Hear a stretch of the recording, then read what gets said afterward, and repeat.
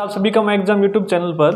तो आज की वीडियो में हम मैथ का नेक्स्ट टॉपिक करेंगे जो है हमारा रेशो। तो हमने सुपर सीरीज स्टार्ट कर रखी थी जिसमें हम best question with best solution करेंगे। तो इससे पहले हम 3 वीडियोस कर चुके हैं जिसमें हम number system, simplification and power shirts and indices कर चुके हैं। तो आज की वीडियो में हम रेशो करेंगे। अगर आप पहली बार देख रहे हैं चैनल को, अगर आपको नहीं पता है तो हमने मैथ की सीरीज स्टार्ट कर रखी है जिसमें हम हर एक चैप्टर के बेस्ट क्वेश्चन करेंगे विद बेस्ट सॉल्यूशन। तो यदि आप भी तैयारी करना चाहते हैं तो प्लीज चैनल को सब्सक्राइब कर ले और बेल आइकन को जरूर प्रेस कर ले ताकि जब कभी भी वीडियो आए तो आपको नोटिफिकेशन मिलती रहे। तो स्टार्ट करते हैं। आज की वीडियो है रेशो के बेस्ट क्वेश्चन करेंगे हम। जितने भी इंपॉर्टेंट क्वेश्चन है हर एक टाइप से सभी को देखेंगे और उनका बेस्ट सॉल्यूशन करेंगे। तो फर्स्ट क्वेश्चन आपके सामने है आज की वीडियो का, क्या है? Ratio of boys and girls in a college is क्या है? 5:3। ठीक है, एक कॉलेज है जिसमें बॉयज और गर्ल्स, ठीक है, ये बॉयज हैं गर्ल्स हैं, उनका अनुपात कितना है? आपको 5:3 है। जो आपको गिवन है वो आप लिख ले पहले।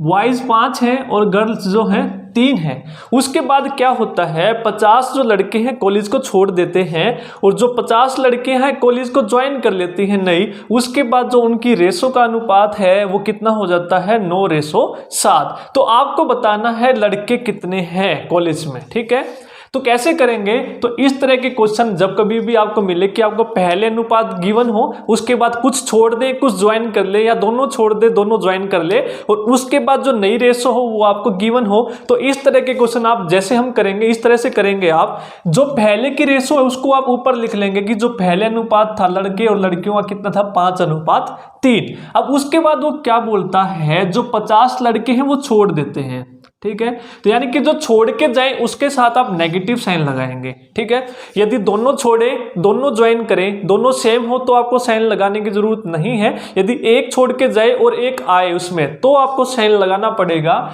तो 50 लड़कियां क्या करती हैं? ज्वाइन कर लेती हैं। तो यानी कि ज्वाइन करती हैं तो ऐड होती हैं, छोड़ के गए तो यानी कि घटेंगे। तो माइनस और प्लस साइन के साथ आपने दोनों लिख लिए, 50 लड़कियां और 50 लड़के। ठीक है, इस तरह से आप नीचे लिखेंगे। उसके बाद जो उनकी रेशो है वो क्या हो जाती है? जो उनकी नई रेशो है वो हो जाती है 9:7। तो इतना सिर्फ आपको करना है। अब आपको बॉयज की संख्या बतानी है। अब आप क्या करेंगे?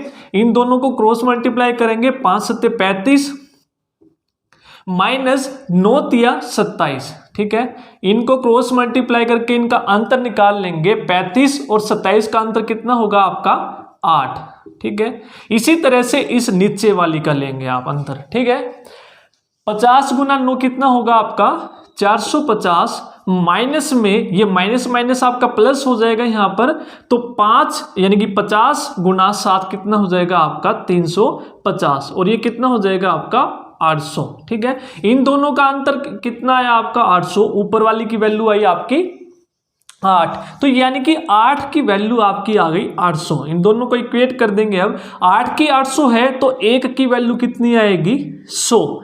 1 की वैल्यू आ गई आपको 100। तो इस तरह से आपको एक फैक्टर की वैल्यू निकालनी है। उसके बाद आपसे जो भी पूछे आप उसको निकाल लेंगे। बॉयज पूछे हैं तो बॉयज की संख्या कितनी थी आपकी? 5। 1 की वैल्यू 100 है तो 5 की कितनी हो जाएगी? गुना 100 यानी कि 500। तो लड़के कितने हैं उसमें? 500 हैं। यदि आपसे पूछता लड़कियों की संख्या तो 1 की वैल्यू 100 है तो 3 की वैल्यू कितनी होगी? तो 3 × 100 300। ठीक है, यदि आपसे टोटल पूछता कि टोटल विद्यार्थी कितने हैं तो आप क्या करते? 5 + 3 = 8, यानी कि टोटल कितने हैं? 5 + 3 = 8, यानी कि 300 + 500 आपका कितना हो जाएगा? 800। तो इस तरह से आप क्वेश्चन करेंगे, नोट डाउन कर लीजिए। फिर नेक्स्ट क्वेश्चन देखते हैं।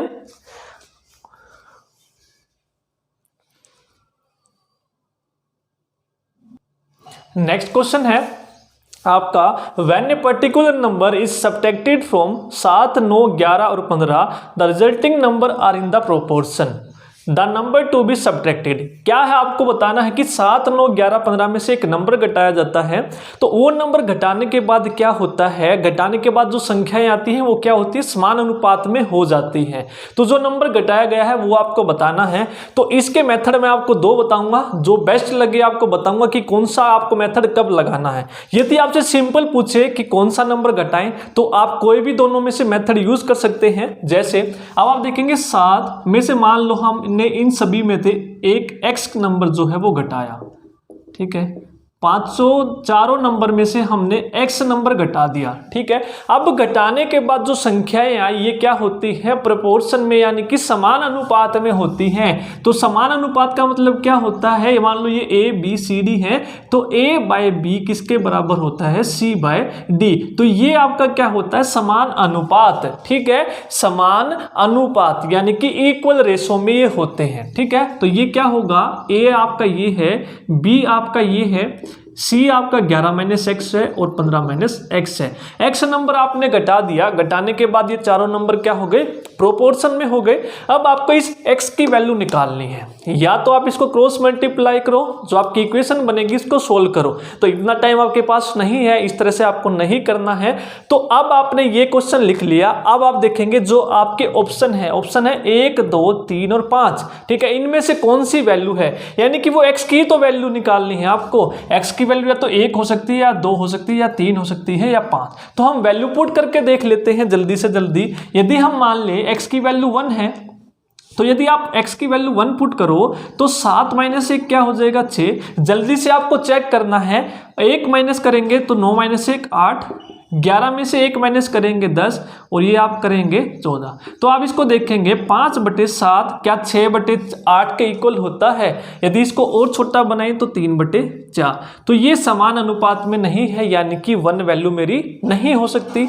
तो सेकंड ऑप्शन चेक करते हैं, 2 वैल्यू पुट करता हूं तो 7 माइनस 2 कितना हो जाएगा आपका 5, 9 माइनस 2 कितना हो जाएगा आपका 7, फिर करेंगे आप 11 माइनस 2 आपका 9 और फिर आपका हो जाएगा 13। तो ये भी आपका इक्वल नहीं है, तो ये भी आपका आंसर नहीं है। तो हम पुट करके देखते हैं 3। आपका ज़्यादा टाइम नहीं लगना है।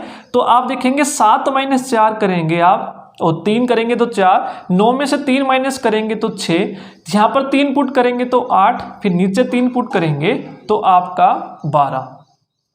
तो अब आप देखेंगे ये 8/12 है, यानी कि इसको और छोटा बनाएं तो ये हो जाएगा 2 से कटेगा 2, 4/6। तो 4/6 और 4/6 आपका क्या आ गया, इक्वल रेशो आ गया। तो मेरी x की वैल्यू क्या हो जाएगी यहाँ पर 3। अगर आपसे सिंपल पूछे x की वैल्यू क्या होगी तो आप वैल्यू पुटिंग से कर सकते हैं। जो आपके ऑप्शन है उनमें से जल्दी वैल्यू चेक करिए आप। अब आप देखेंगे जल्दी आप करेंगे, आपको कुछ सेकंड नहीं लगनी। यदि आप क्रॉस मल्टीप्लाई करेंगे, आपको मान लो फैक्टर बनाने आए या ना भी आए, ठीक है। तो एक तो मेथड ये है आपका करने का। यदि सिंपल आपसे वैल्यू पूछे तो आप x की वैल्यू पुट करके देख लेंगे। एक आपका है डायरेक्ट, कब, मान लो डायरेक्ट है आपका formula AD minus BC divide by AD minus BC, ठीक है। AD आखिरी वाले अंदर वाले, ठीक है। AD minus BC divide by, नीचे क्या करूंगा, जो इनके बीच में है प्लस साइन लगा दो सिर्फ आप। AD माइनस BC के बीच में प्लस का साइन लगा दो और ये आपको पॉजिटिव वैल्यू लेनी है। कोई भी वैल्यू आए, आपको नेगेटिव आए तो मोड का मतलब है पॉजिटिव वैल्यू लेनी है। तो ये आपका x वो नंबर है जो घटाने के बाद इनको क्या करता है, इक्वल प्रोपोर्शन में बना देता है। तो आप देखेंगे वैल्यू पुट कर दो। A और D क्या है आपका, 4 वैल्यू है आपकी, ये 7, 9, 11 और 15। तो ये ABCD 4 वैल्यू है आपकी। तो AD 15 सत्ते आपका 105, B और C 11 99 divide by A plus D 15 और 7 22, ठीक है। माइनस B प्लस C तो क्या हो जाएगा 11 प्लस 9 आपका 20। अब आप 105 में से 99 माइनस करेंगे तो ये कितना आएगा 6 और नीचे आएगा आपका 2। तो ये कट के कितना आया 3 वैल्यू आई, ठीक है। तो x की वैल्यू आ गई आपकी 3। ये मेथड मैंने आपको क्यों बताया, मान लो इसी क्वेश्चन में आपसे आगे पूछता find the mean proportion of x plus 1 and x plus 6 का, इसका मध्यानुपाती निकालना है आपको x प्लस 1 और x प्लस 6 का। तो तब आप क्या करते हैं, डायरेक्ट ये वैल्यू भी आप, कई बार हो सकता है वो फर्स्ट वाला क्वेश्चन आपका जो है मेथड वो काम ना है, तो आप इस मेथड से करेंगे। डायरेक्ट आपने x की वैल्यू निकाल ली, उसके बाद मीन प्रपोर्शन किस किस का निकालना है, x प्लस 1 और x प्लस क्या है आपका 6 का, ठीक है। इसका मीन प्रपोर्शन कैसे निकालते हैं हम, अब आप देखेंगे x की वैल्यू 3 है तो 3 प्लस 1 4, 3 + 6 आपका कितना आ जाएगा 9। तो इन दोनों का जो मीन प्रपोर्शन होता है क्या आता है आपका, अंडर रूट करके इन दोनों को मल्टीप्लाई करते हैं। ठीक है, 9 चौक 36 और 36 का अंडर रूट आपका कितना आएगा 6। तो इसका मीन प्रपोर्शन आपका कितना आ जाएगा 6 आएगा। ठीक है, तो ये दोनों मेथड से जो भी आपको बेस्ट लगे, पहले वाला वैल्यू पुटिंग से लगे तो वैल्यू पुटिंग, यदि इस वाले फॉर्मूले से लगे तो आपका इस वाले फॉर्मूले से आप कर सकते हैं। नोट डाउन कीजिए, फिर नेक्स्ट क्वेश्चन देखते हैं।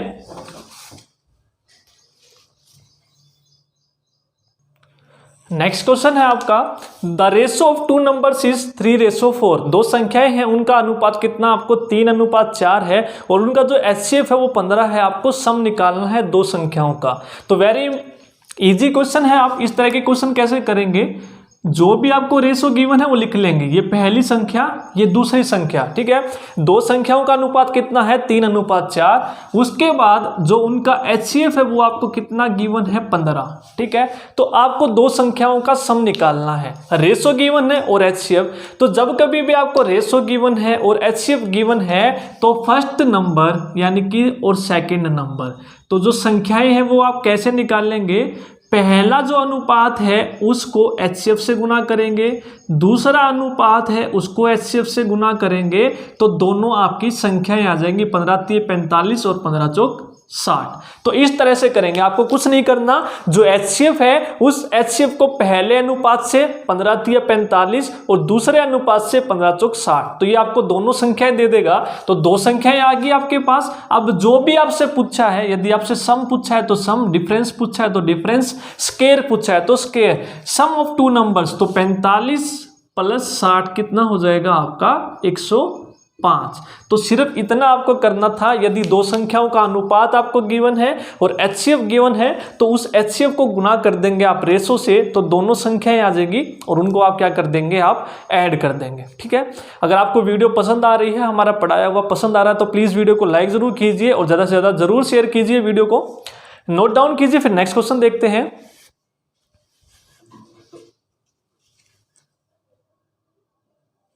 नेक्स्ट क्वेश्चन आपका ये सेम उसी तरह का क्वेश्चन है जो हमने फर्स्ट क्वेश्चन किया था। देखिए कैसे, the student of the 3 classes are in the ratio 4, 6 और 9।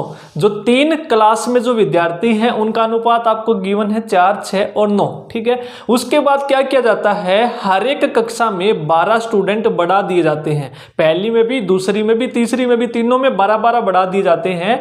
उनके बाद क्या होता है, उनका जो क्लास का जो रेशो कितना हो जाता है 7, 9 और 12। तो आपको तीनों क्लासेस में जो विद्यार्थी हैं इंक्रीज करने से पहले वो कितने हैं वो आपको बताने हैं। जैसे फर्स्ट क्वेश्चन में मैंने आपको बताया था, जो आपको गिवन है वो आप लिख लेंगे 4, 6 और 9। ये पहली क्लास, ये दूसरी क्लास, ये तीसरी क्लास, 3 क्लास है। तीनों क्लास में स्टूडेंट का जो रेशो है कितना है 4, 6 और 9। उसके बाद जो इंक्रीज किया जाता है वो आप कहाँ लिखेंगे, वो आप लिखेंगे नीचे।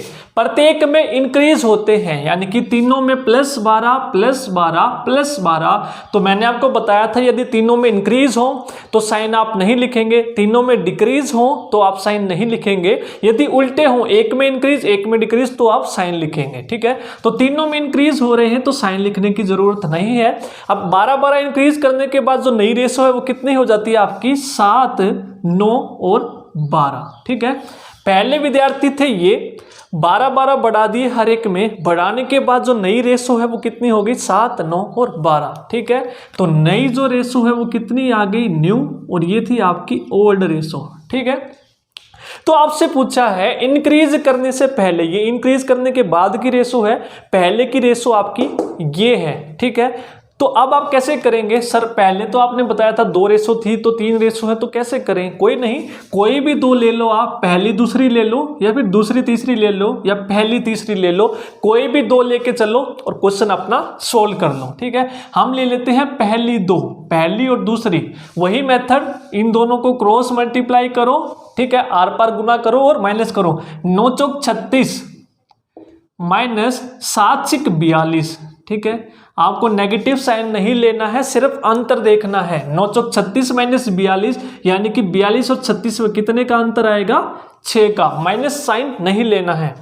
नेक्स्ट ये देखेंगे 12 × 7 = 84 और ये आप देखेंगे 12 नियम आपका 108 और 84 में कितने का डिफरेंस है आपका 16 और 8 24 का, ठीक है 24 का। तो इन दोनों का अंतर आ गया 24, ऊपर वाले का आ गया आपका 6। तो यानी कि 6 की वैल्यू कितनी है आपकी 24 है, तो 1 की वैल्यू आपकी कितनी हो जाएगी 4। यही हमने फर्स्ट क्वेश्चन में किया था, 6 की वैल्यू आपकी 24 है तो 1 की वैल्यू कितनी आ जाएगी 4। कैसे आया सर, 6 की वैल्यू यदि 24 है तो 1 की वैल्यू निकालेंगे तो 1 गुना 24/6 करते हैं आप इस तरह से काट के, तो 1 की वैल्यू आती है 4।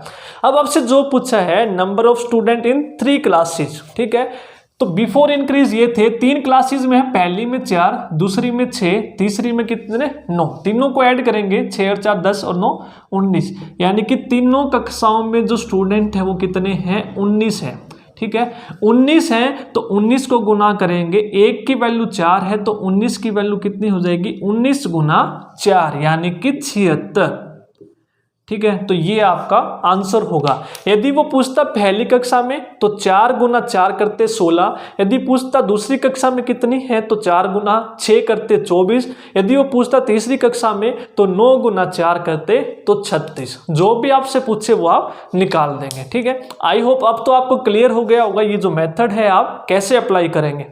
नोट डाउन कीजिए, फिर नेक्स्ट क्वेश्चन देखते हैं। अब नेक्स्ट क्वेश्चन है आपका रेशो का। Income of A B and C, A B C की जो इनकम है 7 9 और 12 अनुपात में है, और जो उनकी एक्सपेंडिचर है यानी कि स्पेंडिंग है जो खर्च करते हैं वो किस रेशो में करते हैं 8 9 और 15, ठीक है। उसके बाद क्या गिवन है, जो ए है अपनी आय का 1/4 हिस्सा जो है सेव करता है, तो आपको ए बी और सी की जो सेविंग है उसका अनुपात बताना है। हिंदी वाले नीचे पढ़ सकते हैं, हिंदी में लिखा हुआ है, हिंदी में मैंने एक्सप्लेन कर दिया है। तो अब आप देखिए जो भी आपको गिवन है वो आप लिख लो, ए बी और सी, ठीक है। इनका क्या गिवन है, इनकम का रेशो, ए बी और सी की इनकम का रेशो कितना है 7 9 और 12, ठीक है। ए बी सी की इनकम का रेशो है 7 9 12, और देयर स्पेंडिंग यानी कि जो उनका खर्च है, इंग्लिश वाले स्पेंडिंग या फिर एक्सपेंडिचर, हिंदी वाले लिखेंगे खर्च, ठीक है, कितना है 8 9 और 15, ठीक है। ये इनका क्या है स्पेंडिंग का। उसके बाद क्या गिवन है, जो ए है वो सेविंग करता है, ए की जो सेविंग है वो कितनी है 1/4 है उसकी इनकम का। जितनी ए की इनकम है उसका 1/4 ए क्या करता है सेव करता है। तो जितना आपको गिवन है वो आपने लिख लिया। ए बी और सी की क्या आपको बतानी है, सेविंग बतानी है। तो सेविंग कैसे निकालेंगे आप, यदि आपको इनकम पता है स्पेंडिंग पता है तो आप इनकम में से जो खर्च है, यदि आय में से आप खर्च माइनस कर दें तो आप क्या करेंगे बचत पता कर लेंगे कितनी है, ठीक है। तो आपको क्या पता होना चाहिए, इनकम और स्पेंडिंग। तो वो कैसे निकालेंगे हम, जो हमें गिवन है वहां से स्टार्ट करेंगे, ठीक है। ए की जो सेविंग है इस तरह से लिखता हूं मैं, वो मान लीजिए आप कितनी है 1/4 ऑफ ए की इनकम, ठीक है। तो इसका मतलब क्या है, जो ए की इनकम है वो कितनी है, इसको मैं क्या लिख सकता हूं, एक को यहां पर लिख सकता हूं। तो ये क्या है, ए की इनकम कितनी है ये। अब आप देखेंगे हम मान लेते हैं जो ए की इनकम है वो कितनी है 4 है, ए की इनकम कितनी है 4 है, और जो ए की सेविंग है वो कितनी है 1 है, ठीक है। इसके अकॉर्डिंग जो उसने दिया है कि सेविंग 1 है, इनकम 4 है, लेकिन आप अनुपात में देखेंगे जो ए है उसका स्पेंडिंग कितना है 8 है। तो इनकम में से मैं सेविंग घटा दूं तो इसका एक्सपेंडिचर कितना आएगा, यहाँ पर जो उसका स्पेंडिंग है यानी कि खर्च कितना आएगा ए का 4 - 3, क्योंकि ए की इनकम में से मैं ए की बचत घटा दूं तो क्या आ जाएगा मेरा स्पेंडिंग, यानी कि ए की जो स्पेंडिंग है वो कितनी आई 3 आई। लेकिन यहां पर आप देखेंगे ए की जो स्पेंडिंग है वो कितनी है 8 है। तो आपको क्या करना है, इन दोनों को इक्वल बनाना पड़ेगा, बराबर। और वो कैसे बनाएंगे, इसको 8 से गुना कर देंगे, इसको 3 से, तो ये इक्वल बन गए 8 या 24 और 3 अट्ठे 24, ठीक है।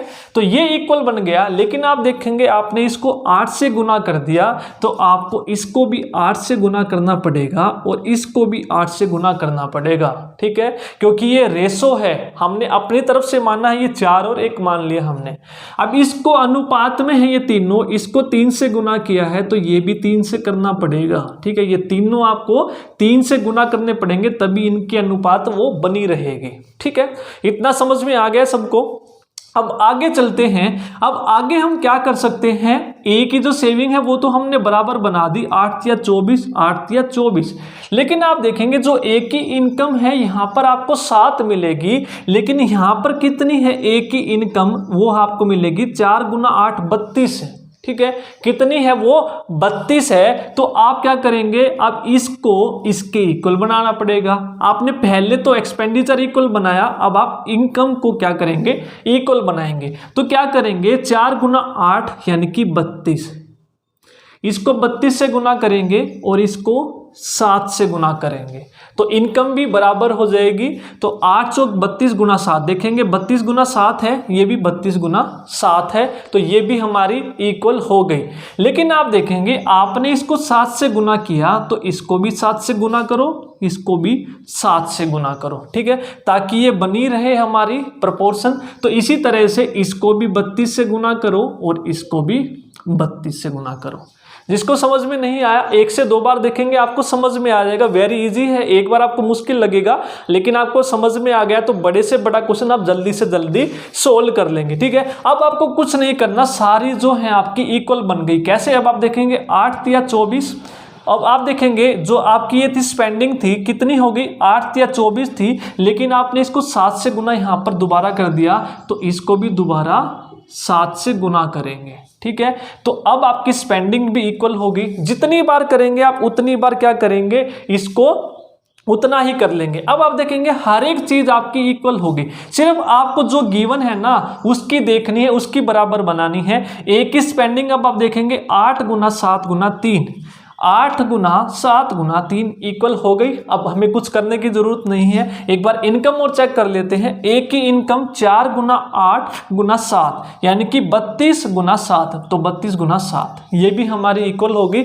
अब कुछ करने की जरूरत नहीं, अब जो गिवन है उसको आप मल्टीप्लाई कर दो। ये कितना है आपका 7 या 21, इसको 21 लिख लेते हैं, ठीक है।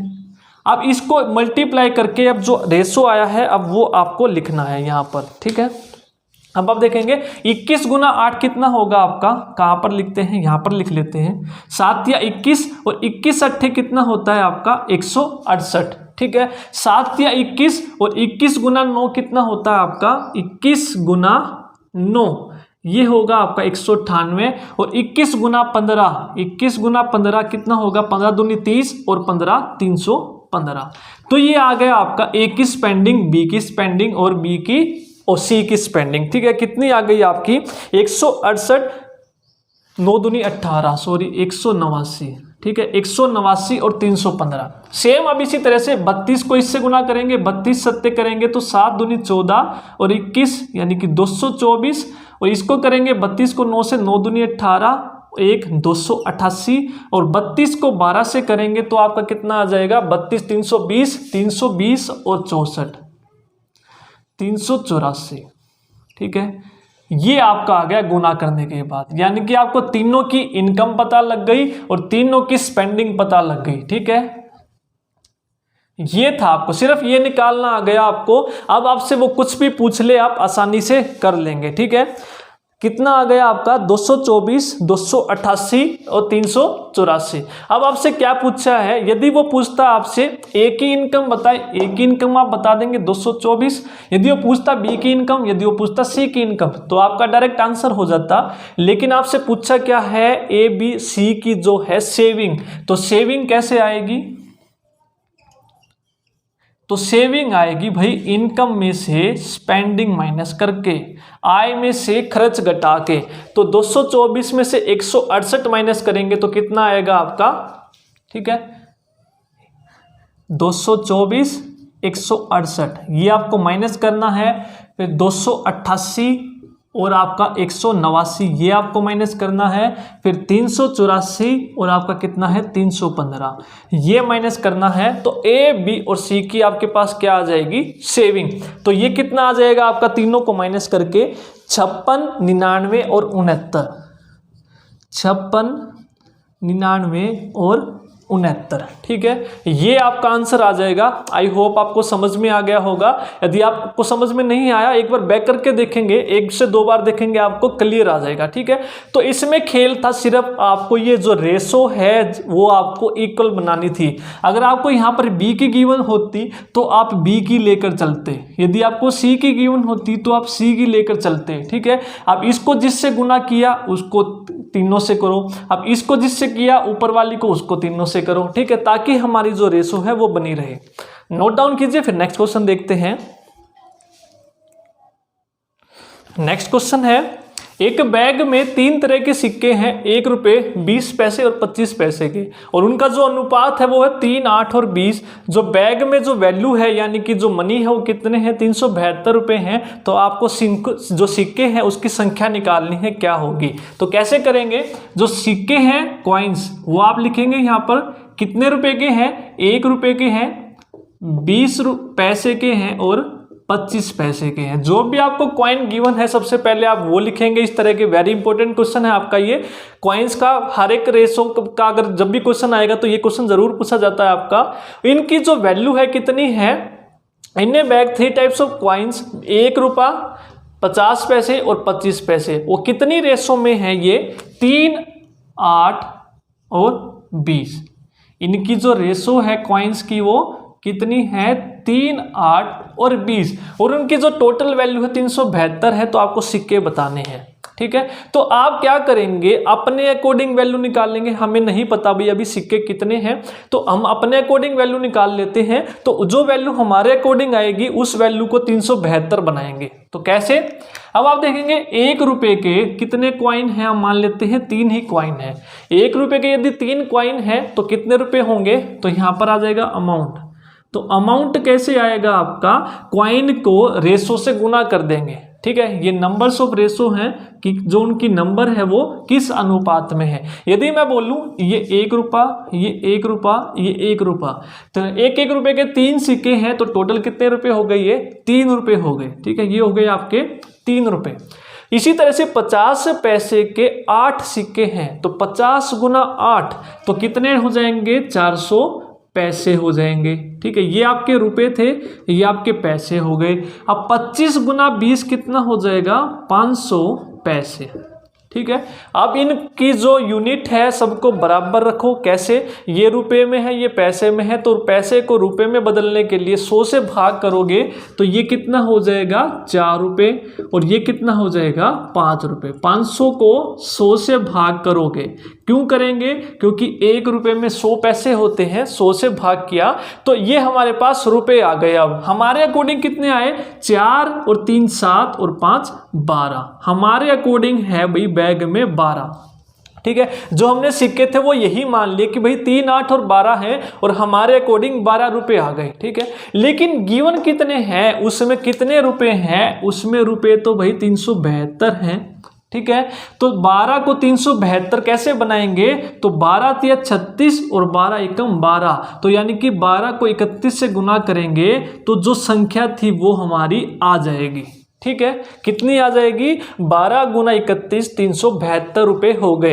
तो अब पूछा है टोटल नंबर्स ऑफ क्वाइंस, तो हमारे अकॉर्डिंग जो हमने क्वाइन माने थे कितने 3, 8 और 20, यानी कि 1 रुपये के 3 हैं, 50 के 8 हैं और 25 के 20 हैं। तो हमने माने थे भाई 3 और 8 11 31। हमने जो माने थे वो माने थे भाई सिक्के कितने हैं 31 सिक्के हैं। तो 31 सिक्कों के हिसाब से हमारे 12 रुपये आए थे। तो 12 को 31 से गुना किया तो जो गिवन था वो आ गया। तो अब इसको भी करो, 31 को 31 से गुना कर देंगे तो सिक्के जो जो रियल है वो कितने हैं, 961 हैं। ठीक है, तो कितने सिक्के हैं, 961। दोबारा बताता हूं जल्दी जल्दी, जो सिक्के थे वो हम मान लेते हैं भाई 3, 8 और 20 ही हैं, तो इन दोनों को गुना करोगे तो ये रुपए आ गए। अब इन सबको ऐड करो, 12 आ गए। अब 12 को 372 बनाना तो 31 से गुना करना पड़ेगा। अब इसको 31 से गुना किया है तो सिक्कों को भी 31 से गुना करो, क्योंकि टोटल सिक्के कितने हैं, 1, 2, 3, इन तीनों को ऐड करोगे 31, तो 31 गुना 31, 961। ठीक है, इस तरह से हम क्वेश्चन करेंगे। नोट डाउन कीजिए, फिर नेक्स्ट क्वेश्चन देखते हैं। नेक्स्ट क्वेश्चन है, by mistake instant of dividing 117 रुपए ए बी और C in the ratio 1/2, 1/3, 1/4 it was divided in the ratio 2, 3 और 4। कहने का मतलब क्या है, ए बी और सी में 117 रुपए बांटने थे किस रेशो में, इस रेशो में, और लेकिन बांट दिए गए गलती से 2, 3 और 4 में, तो किसको ज्यादा लाभ हुआ और कितने रुपए का। दो तरह के क्वेश्चन पूछे गए हैं, तो दोनों हम लिख लेते हैं, ए बी और सी। ठीक है, कितने रुपए बांटने थे इनके बीच में, 117 रुपए बांटने थे। किस रेशो में बांटने थे, 1/2, 1/3 और 1/4 रेशो में, लेकिन गलती से बांट दिए गए किस रेशो में, 2, 3 और 4 रेशो में। ठीक है, तो किसको ज्यादा लाभ हुआ और कितने रुपए का। तो सबसे पहले जो फ्रैक्शन है इसको हटाओ आप। फ्रैक्शन कैसे हटाएंगे, रेशो हम फ्रैक्शन में नहीं रखते हैं, तो फ्रैक्शन के लिए जो इनका एलसीएम है उससे गुना करेंगे, तो 2, 3 और 4 का एलसीएम कितना होगा, 12। तो इन तीनों को 12 से गुना करेंगे। ठीक है, 12 से गुना करेंगे तो काट के कितना आ जाएगा, ये 2 छिक 12, ये 4 से कटेगा और ये 3 से कटेगा। तो ये फ्रैक्शन थी आपकी जो पहले डिवाइड करनी थी। ठीक है, करना था इस रेशो में, ठीक है, करना था लेकिन कर दिया इस रेशो में। ठीक है, 6, 4 और 3 में, क्योंकि जो फ्रैक्शन है उसको हटा के हमने एक नंबर बना दिया। फ्रैक्शन में हटाना है, फ्रैक्शन में रेशो नहीं रखनी है, तो इस रेशो में डिवाइड करने थे लेकिन कर दिए इस रेशो में, तो किसको लाभ हुआ। तो इस क्वेश्चन का आंसर तो हम डायरेक्ट बता सकते हैं देख के, हु गेन्स द मोस्ट। अब आप देखेंगे, ए को देने थे 6, दे दिए 2, ए को बी को देने थे 4, दे दिए 3, यानी कि कम दिए हैं, लेकिन सी को 3 देने थे लेकिन दे दिए 4, तो किसको लाभ हुआ, सी को लाभ हुआ। ठीक है, तो डायरेक्ट आप बता सकते हैं सी को ज्यादा लाभ हुआ। लेकिन अब मान लो 2 ऑप्शन में हो सी, तो कैसे बताएंगे, तो उसके लिए तो हमें वैल्यू निकालनी पड़ेगी बाय हाउ मच, कितने रुपए का लाभ हुआ। तो आप देखेंगे 6 और 4 10 और 3 13, तो पहले जो अमाउंट था इनके बीच में इन सबको ऐड करके आता है। अब सेकंड देखेंगे, 2 और 3 5 और 4 9। ठीक है, बांटने कितने रुपए थे, 117, लेकिन रेशो कितनी है, 6, 4 और 3, तो 13 आया। तो 13 को 117 बनाएंगे तो किससे गुना करेंगे, 9 से, तो 13 निमा 117। ठीक है, अब इसको 9 से गुना किया है क्योंकि इनके योग से ही तो 13 आया है, तो इसको भी 9 से गुना करेंगे, इसको भी 9 से और इसको भी 9 से। ठीक है, तो ए बी और सी का जो अमाउंट है वो आ जाएगा, ये आ जाएगा 54, ये आ जाएगा 36, ये आ जाएगा 27। ठीक है, तो यानी कि यदि इस रेशो में बांटते तो ए को 54, 36 और 27 मिलते। अब बांट दिया इस रेशो में, तो 9 को 117 बनाना है, तो 9 गुना 13 यानी कि 117। अब सेम इसी तरह से इसको 13 से गुना करो, इसको 13 से, इसको 13 से, तो ये 13 दूनी 26, 13 तिया 39 और 13 चौक 52। अब आप देख सकते हैं, इसको देने थे 54, दे दिए 26, देने थे 36, दे दिए 39, देने थे 27 और दे दिए कितने, 52। सबसे ज्यादा इसको तो केवल 3 का लाभ हुआ, लेकिन इसको देने थे 27, दे दिए कितने, 52 रुपए दे दिए, तो कितने का लाभ हुआ। तो अब आप देख सकते हैं 25 रुपए का लाभ हुआ। ठीक है, सी को कितने रुपए का लाभ हुआ, 25 रुपए का लाभ हुआ। ठीक है, दोनों का अंतर आप निकाल देंगे। नोट डाउन कीजिए, नेक्स्ट क्वेश्चन करते हैं।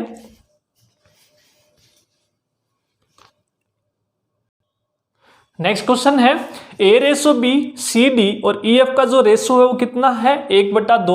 तो ये आपको वैल्यू निकालनी है। तो जब कभी भी आपका A/B C/D और E/F ये तीनों रेशो आपकी इक्वल हो, ठीक है, A/B C/D और E/F इक्वल हो और यहाँ पर भी आपका सेम नंबर हो, यहाँ पर 3 3 5 5 7 7 और यहाँ पर आप देखेंगे A/B C/D और E/F, A/B C/D E/F। इस तरह से आपको देखना है A/B C/D E/F जो रेशो है उसी रेशो में हो और जो नंबर है वो सेम होने चाहिए। तो जो रेशो ये है तो ये रेशो भी यही होगी आपकी 1/2, ठीक है। आंसर आपका क्या होगा इस पूरे क्वेश्चन का 1/2।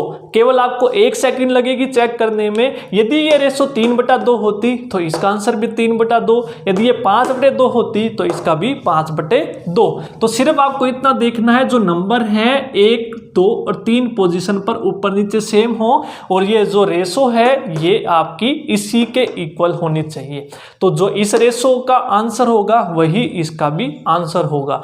मान लीजिए यहां पर एक और आपको दे देता E/F तो G/H और दे देता आपको, ठीक है, और यहां पर इंक्लूड कर देता ऊपर प्लस कुछ भी कर देता 9G नीचे कर देता +5 9H।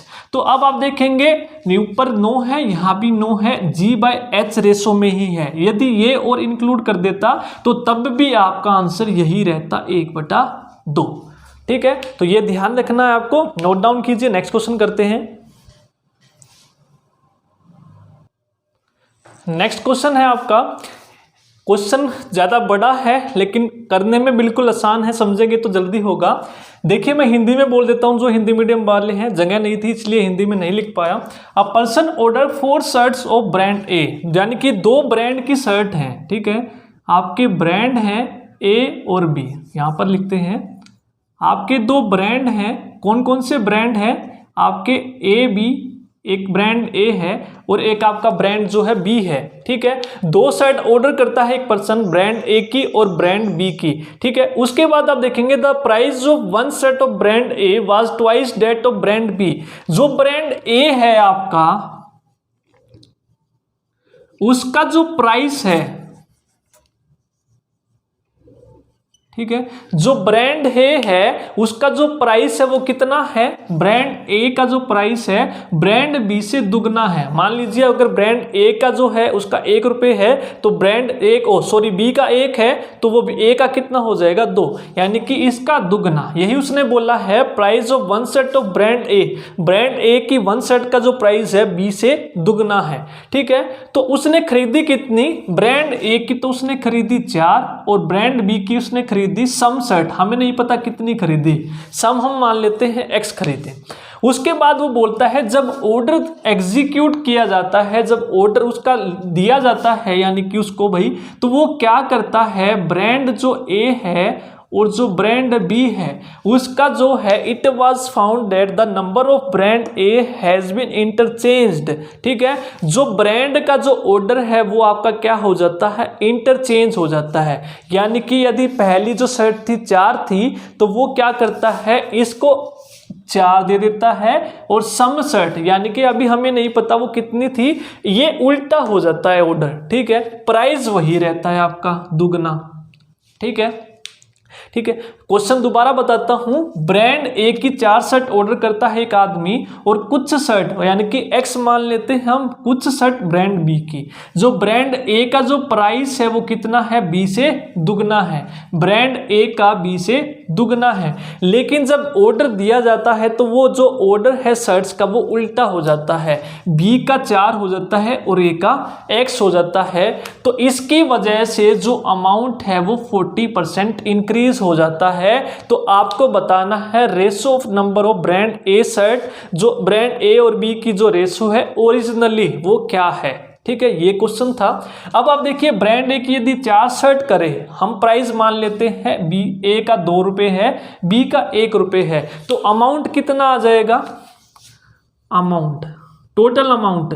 अब आप देखेंगे एक ही 4 सेट दी उसने, तो एक सेट 2 रुपए की है, 1 का है ये, तो 4 सेट कितने रुपए की होंगी, 8 रुपए की।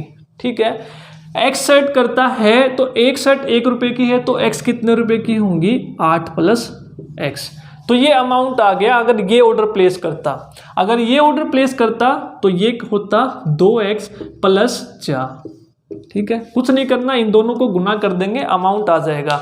यदि ये अमाउंट करता तो इतना रुपए बिल आता उसका, तो इसकी वजह से ये बिल आया, और जो ये बिल है इसका 40% इंक्रीज हो गया। ठीक है, यानी कि जो 2x प्लस 4 है वो इसका कितना इंक्रीज हो गया, 40%, यानी कि 140/100 किसका हो गया, 8 प्लस एक्स का। ठीक है, ऑर्डर इंटरचेंज होने के कारण जो अमाउंट आया टोटल, वो अमाउंट इसका 40% बढ़ गया। 40% बढ़ गया यानी कि 140/100, 100 में 40% बढ़ गया, 30% बढ़ता तो 130, 20% बढ़ता तो 120/100।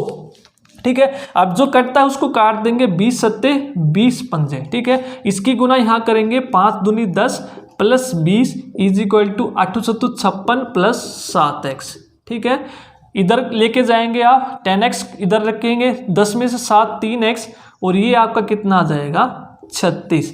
तो x की वैल्यू यहां पर कितनी आ गई आपकी, 12। तो यानी कि जो बी ब्रांड की है उसने कितनी ऑर्डर करी थी, शर्ट 12 ऑर्डर करी थी। ठीक है, तो यही आपसे रेशो पूछा गया है।